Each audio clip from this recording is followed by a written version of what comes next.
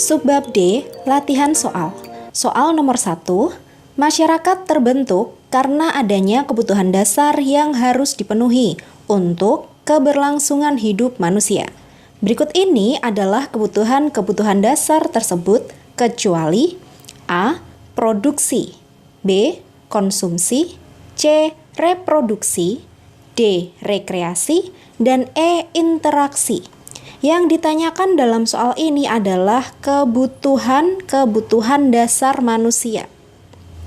Apa saja yang termasuk kebutuhan-kebutuhan dasar manusia? Yang pertama,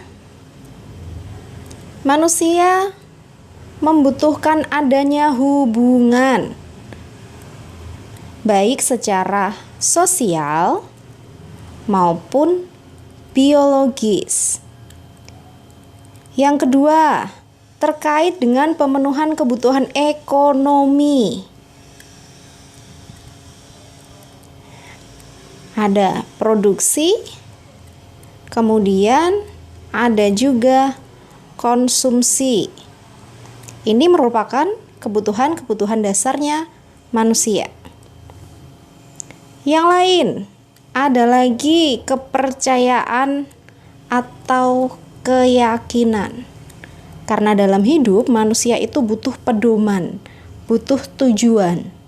Maka harus ada keyakinan atau kepercayaan tentang sesuatu. Ini yang termasuk kebutuhan-kebutuhan dasarnya manusia yang harus dipenuhi untuk menjaga keberlangsungan hidup manusia. Kita kembali ke soal. Yang ditanyakan adalah kecuali. Oke. Produksi di sini ada, berarti produksi benar. Konsumsi itu juga ada. Reproduksi tadi hubungan biologis untuk melanjutkan keturunan. Kemudian interaksi ini hubungan sosial. Yang tidak termasuk kebutuhan-kebutuhan dasar berarti D. Rekreasi. Rekreasi atau liburan itu tidak termasuk kebutuhan dasarnya manusia. Kalau ada, alhamdulillah. Kalau nggak ada, juga nggak apa-apa. Seperti itu. Bisa dipahami? Soal nomor 2, latar belakang masyarakat membentuk lembaga sosial adalah 1. Kebutuhan masyarakat, 2. Status sosial, 3. Keteraturan hidup bersama, 4. Proses sosialisasi. Kita kembali kepada konsep dari lembaga sosial. Lembaga sosial adalah seperangkat sistem aturan atau sistem norma yang mengatur aktivitas anggota masyarakat dalam rangka apa? Dalam rangka memenuhi kebutuhan atau dalam rangka untuk pemenuhan kebutuhan. Masih ingat kan? Lembaga sosial adalah seperangkat sistem norma yang mengatur aktivitas manusia atau aktivitas anggota masyarakat dalam rangka pemenuhan kebutuhan. Kebutuhan-kebutuhan dasar apa saja yang tadi sempat dibahas di nomor 1. Jadi sudah tidak masalah. Kita kembali ke soal. Latar belakang kenapa masyarakat membentuk lembaga, berarti terkait dengan pemenuhan kebutuhan, nomor 1 jawabannya benar. Status sosial tidak ada di sini. Nomor 1 benar, nomor 3 juga benar. Karena sistem norma atau aturan ini sifatnya mengatur manusia. Dan tujuannya apa? Supaya masyarakat berjalan dengan tertib dan teratur, serta dapat mencapai keharmonisan. Intinya seperti itu. 1 dan 3. Berarti jawabannya adalah B. Soal nomor 3, lembaga ekonomi bernilai penting bagi perkembangan masyarakat modern. Salah satu nilai modernitas pada lembaga ekonomi adalah A. Mengeksploitasi tenaga kerja secara optimal. B. Menempatkan tenaga kerja sebagai alat produksi. C. Memperbanyak tenaga kerja outsourcing. D. Mengatur tata cara pemutusan hubungan kerja. Dan E. Menetapkan upah secara sepihak. Yang ditanyakan adalah nilai modernitas dalam lembaga ekonomi. Kita kaji satu persatu. Pilihan jawaban A, mengeksploitasi, ini tidak tepat. Lembaga ekonomi tidak seharusnya melakukan eksploitasi tenaga kerja.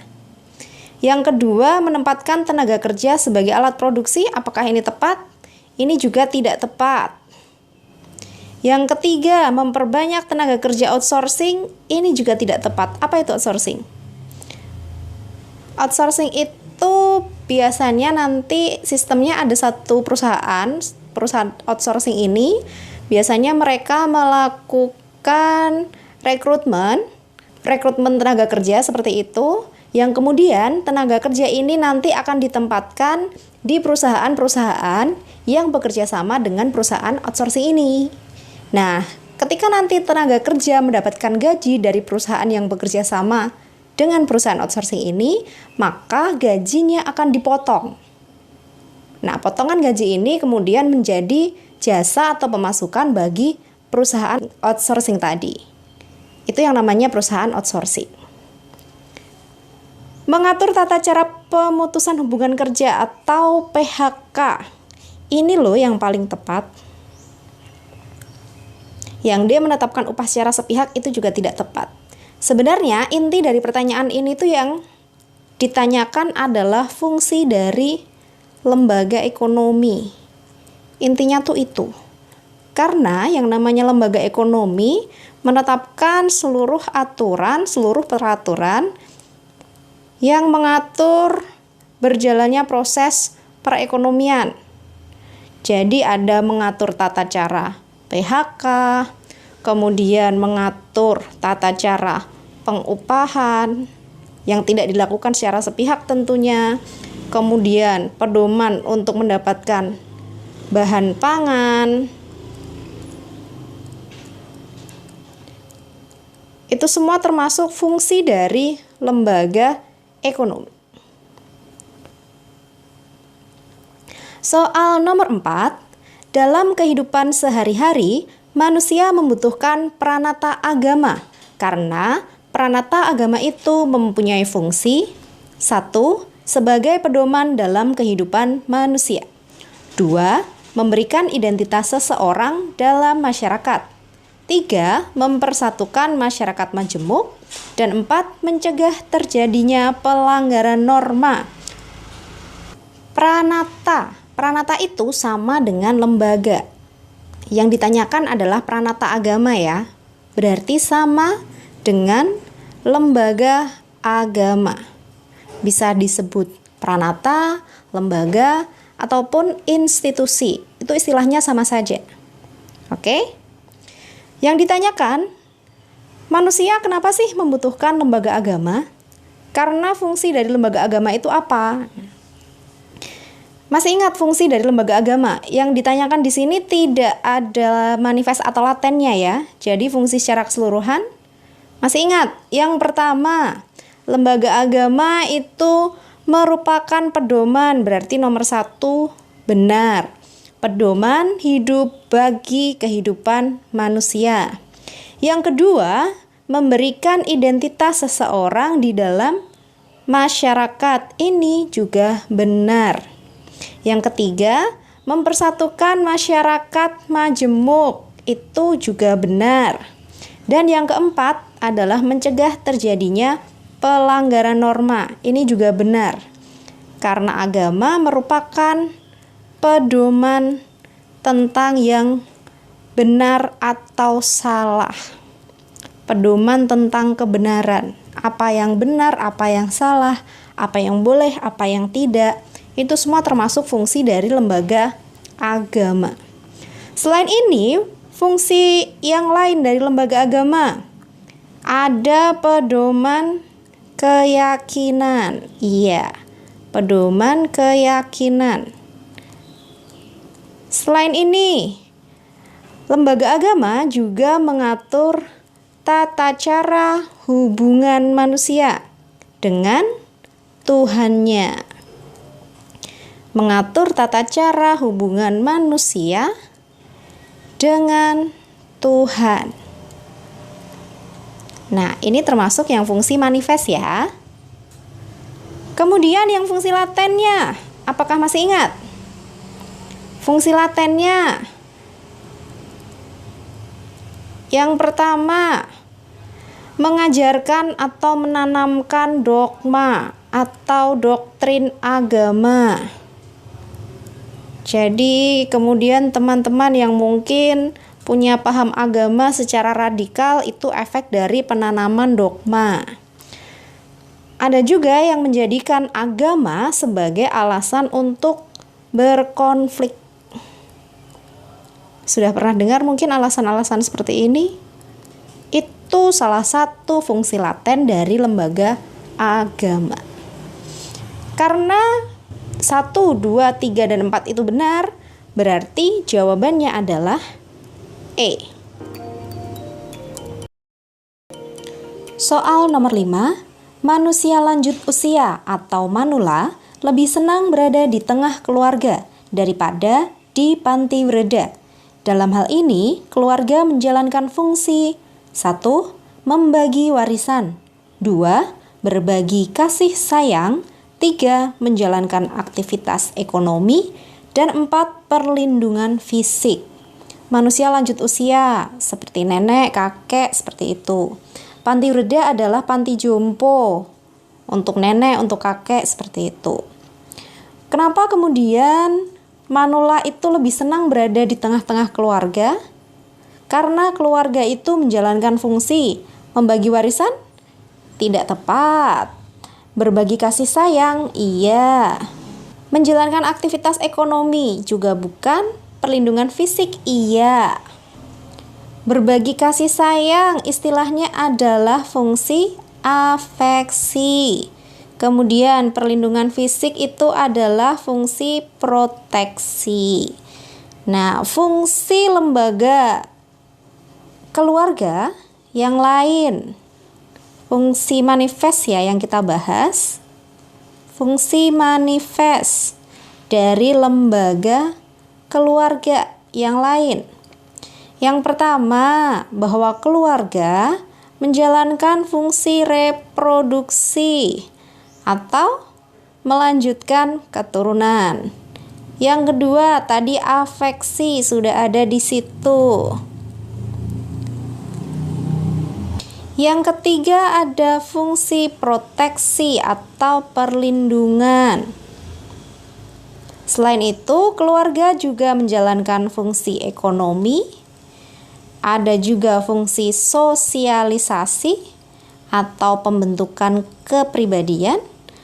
Ada juga fungsi kontrol sosial atau pengawasan sosial supaya anggota keluarga tidak ada yang berperilaku menyimpang. Dan yang terakhir adalah fungsi pemberian status. Karena memiliki keluarga berarti statusnya jelas. Berbeda dengan mungkin teman-teman yang tidak beruntung, yang dibuang oleh keluarganya atau tidak diakui keluarganya, seperti itu. Oke? Jawaban 2 dan 4 berarti pilihannya adalah C. Soal nomor 6. Pencegahan disintegrasi sosial yang diakibatkan oleh kesenjangan distribusi sumber daya dan kewenangan merupakan fungsi laten lembaga A. Ekonomi, B. Politik, C. Keluarga, D. Pendidikan, dan E. Agama. Yang ditanyakan adalah pencegahan disintegrasi sosial akibat kesenjangan distribusi sumber daya dan kewenangan. Apa itu maksudnya? Pencegahan disintegrasi sosial berarti harus menjaga keamanan di dalam akibat ketidakmerataan distribusi sumber daya maupun kewenangan. Ini adalah fungsi laten dari lembaga politik. Jadi ini adalah fungsi laten dari lembaga politik untuk mencegah terjadinya disintegrasi sosial akibat ketidakmerataan distribusi sumber daya dan kewenangan. Fungsi laten yang lain dari lembaga politik. Latennya lembaga politik. Yang pertama adalah KKN. Korupsi, kolusi, nepotisme. Yang kedua, sarana untuk melanggengkan kekuasaan. Ternyata lembaga politik disalahgunakan untuk melanggengkan kekuasaan. Kemudian yang ketiga, meningkatkan sikap demokrasi masyarakat. Sikap demokrasi. Jadi yang namanya fungsi laten itu tidak selalu negatif ya. Meningkatkan demokrasi atau sikap demokrasi masyarakat itu kan tidak negatif. Tapi ini merupakan salah satu fungsi latennya lembaga politik. Soal nomor 7. Unsur budaya yang langsung dapat dimanfaatkan di dalam lembaga politik adalah 1. Kendaraan dinas, 2. Rumah dinas, 3. Gedung parlemen, 4. Undang-undang. Unsur yang langsung dapat dimanfaatkan dalam lembaga politik. Ini cukup jelas ya, cukup mudah. Kendaraan dinas jelas langsung bisa dimanfaatkan. Rumah dinas juga bisa dimanfaatkan. Gedung parlemen bisa langsung dimanfaatkan. Nah, undang-undang apakah langsung bisa dimanfaatkan? Penerapan undang-undang melalui proses. Jadi, yang namanya undang-undang itu tidak bisa diterapkan atau dimanfaatkan secara langsung. Nanti ada peraturan yang bersumber dari undang-undang dan lain sebagainya, itu baru bisa dimanfaatkan. Jadi, jawaban untuk soal nomor 7 itu 1, 2, dan 3.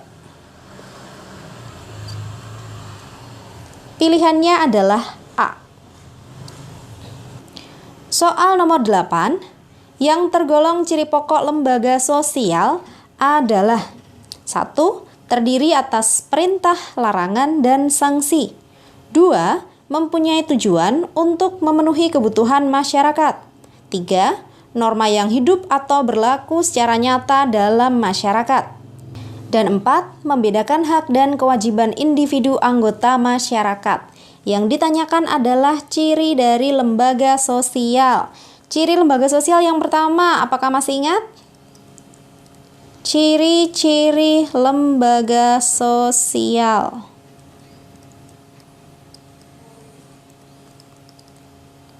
Yang pertama, lembaga sosial memiliki simbol atau lambang untuk menunjukkan. Untuk menunjukkan apa? Menunjukkan identitas. Yang kedua, lembaga sosial memiliki satu atau beberapa tujuan tertentu. Yang ketiga, lembaga sosial juga memiliki alat kelengkapan untuk mencapai tujuan dari lembaga sosial. Kemudian, lembaga sosial juga memiliki tradisi, baik tertulis maupun tidak tertulis. Jadi, lembaga sosial memiliki tradisi tertulis maupun tradisi yang tidak tertulis. Lembaga sosial juga memiliki tingkat kekekalan atau tingkat kekebalan tertentu. Selain itu, lembaga sosial usianya lebih lama dibandingkan dari individu pendukungnya. Kembali ke pertanyaan. Yang namanya lembaga sosial apakah terdiri dari perintah, larangan, dan sanksi? Ya, karena lembaga sosial merupakan seperangkat sistem norma yang memiliki perintah, larangan maupun sanksi. Yang kedua, mempunyai tujuan. Iya. Yang ketiga, norma yang hidup atau berlaku secara nyata. Iya. Dan yang keempat, membedakan hak dan kewajiban individu anggota masyarakat. Ini juga iya. Apakah lembaga itu membedakan hak dan kewajiban? Iya. Aturan atau norma itu bisa membedakan hak dan kewajiban masing-masing anggota masyarakat. Jadi jawabannya adalah E. Soal nomor 9, memperpanjang masa anak-anak merupakan salah satu fungsi 1. Laten keluarga, 2. Manifest pendidikan, 3. Manifest keluarga, dan 4. Laten pendidikan. Yang ditanyakan adalah memperpanjang masa anak-anak, atau istilah lainnya memperpanjang masa ketidakdewasaan atau ketidakmandirian. Artinya, seseorang yang kemudian kedewasaannya tertunda seperti itu. Ini merupakan salah satu fungsi laten pendidikan. Iya, jawabannya nomor 4 saja. Berarti pilihannya adalah D. Kita ingat lagi, fungsi latennya pendidikan selain memperpanjang masa ketidakdewasaan, apalagi? Mengurangi pengendalian orang tua.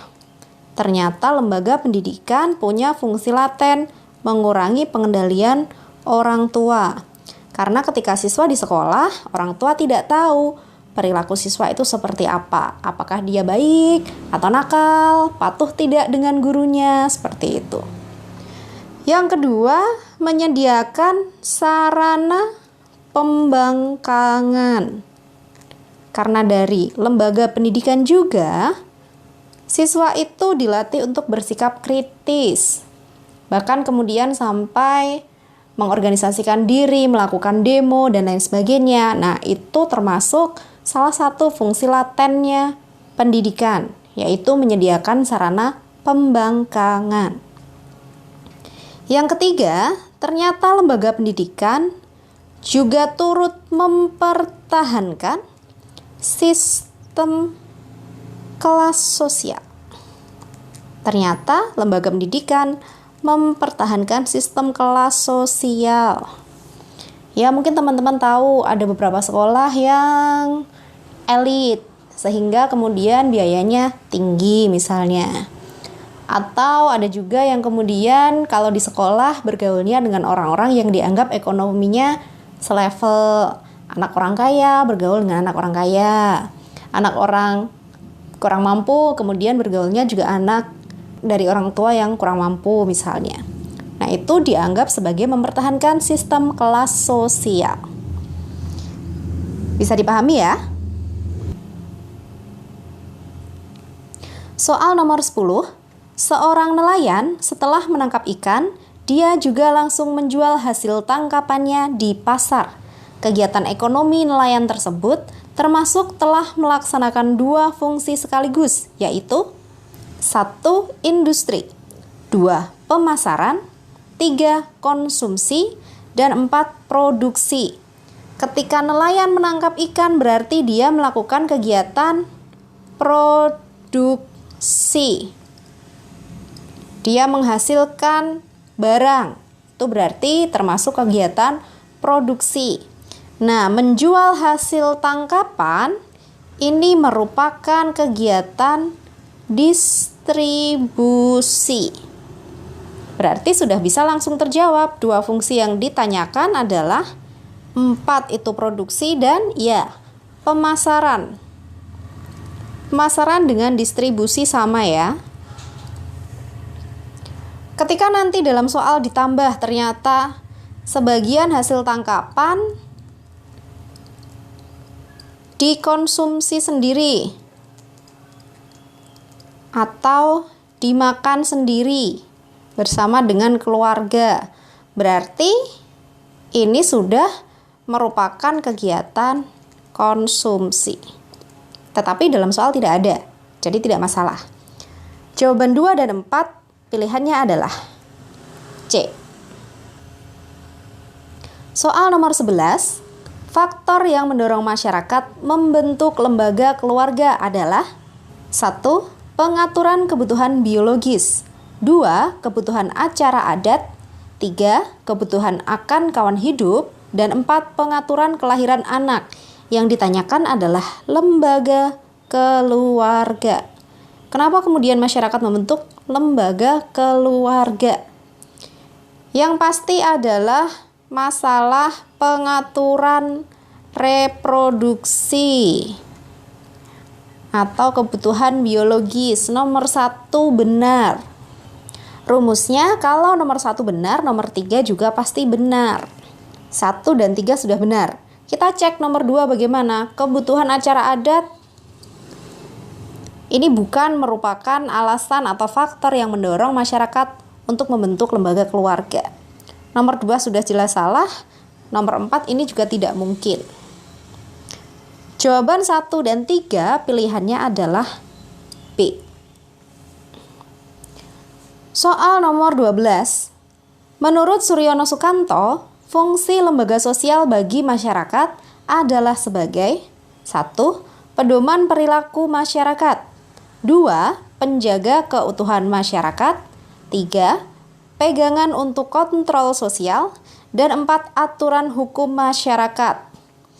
Menurut Suryono Sukanto, fungsi umum dari lembaga sosial itu ada 3. Yang pertama, lembaga sosial merupakan pedoman tingkah laku atau pedoman perilaku bagi seluruh anggota masyarakat. Ingat ya, karena lembaga sosial itu isinya adalah aturan, seperangkat sistem aturan. Berarti yang pasti lembaga sosial itu menjadi pedoman tingkah laku. Yang kedua, lembaga sosial menjaga keutuhan masyarakat. Masyarakat menjadi terintegrasi berkat lembaga sosial. Dan yang ketiga, lembaga sosial menjadi pegangan untuk kontrol sosial. Kontrol sosial itu apa? Kontrol sosial adalah pengawasan sosial supaya masyarakat tidak berperilaku menyimpang, supaya masyarakat patuh terhadap nilai dan norma sehingga tidak berperilaku menyimpang. Menurut Suryono Sukanto, 3 ini adalah fungsi dari lembaga sosial. 1, 2, dan 3 berarti jawabannya adalah A.